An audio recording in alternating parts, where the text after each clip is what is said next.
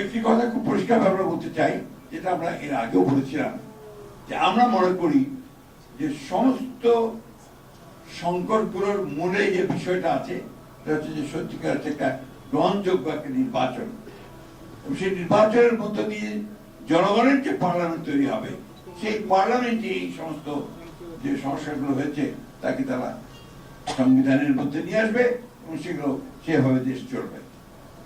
আমরা সেই কারণেই কিন্তু এই 5ই আগস্টের আগস্ট বিপ্লবের পরে পরেই আমরা নির্বাচনের কথা বলেছিলাম।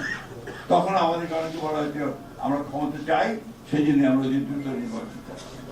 আজকে প্রমাণিত হচ্ছে যে এই নির্বাচনটা যত দেরি হচ্ছে তত বেশি সেই শক্তিগুলো শক্তিশালী হচ্ছে, ফ্যাসিবাদী শক্তিশালী হচ্ছে, যারা বাংলাদেশকে অস্থিতিশীল দেখতে চায়, এখানে একটা এনার্জি তৈরি করতে চায়, এখানে একটা আপনার গণতন্ত্র যেন সত্যিকার অর্থে প্রতিষ্ঠিত হয় সেই ব্যবস্থাটা দেখতে চায়। বাছাইকৃত লাল সরিষার দানা থেকে অত্যাধুনিক কোল্ড প্রেস মেশিনে তৈরি হয় প্রাণ সরিষার তেল, আসল ঝাঁঝে আসল স্বাদে।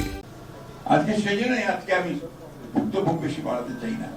আমি অন্তর্বর্তীকালীন সরকারের প্রধান উপদেষ্টার দৃষ্টি আকর্ষণ করে বলতে চাই, আপনি কিন্তু আপনি জনগণের সামনে কিন্তু প্রতিশ্রুতিবদ্ধ, ওয়াদাবদ্ধ যে আপনি এখানে সত্যিকার অর্থেই যেটুকু সংস্কার দরকার সেই সংস্কার গ্রহণ করে আপনি জনগণের যে কাছে গ্রহণযোগ্য নির্বাচন দেবেন, সেই নির্বাচনের মধ্যে দিয়ে পার্লামেন্ট আসবে, সেই পার্লামেন্ট এই দেশের সংকটগুলো সমাধান করবে।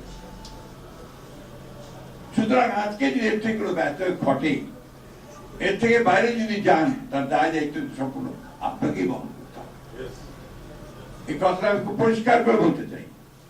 সেই জন্যই আমি আশা করব যে তারা তাদের এই উপলব্ধি আসবে এবং অতি দ্রুত এই সংস্কার কমিশনে সকল দলগুলোর মধ্যে যেগুলো আমাদের একমত হয়েছি এবং যেগুলো দ্বিমত পোষণ করেছি সবকিছুকে নিয়ে একটা নির্বাচন আপনি অবিলম্বে দেবেন, যে নির্বাচনের মধ্য দিয়ে আমরা একটা জনগণের একটা পার্লামেন্ট তৈরি করতে পারবো, একটা জনগণের শাসন আমরা দেশে নিয়ে আসতে পারবো।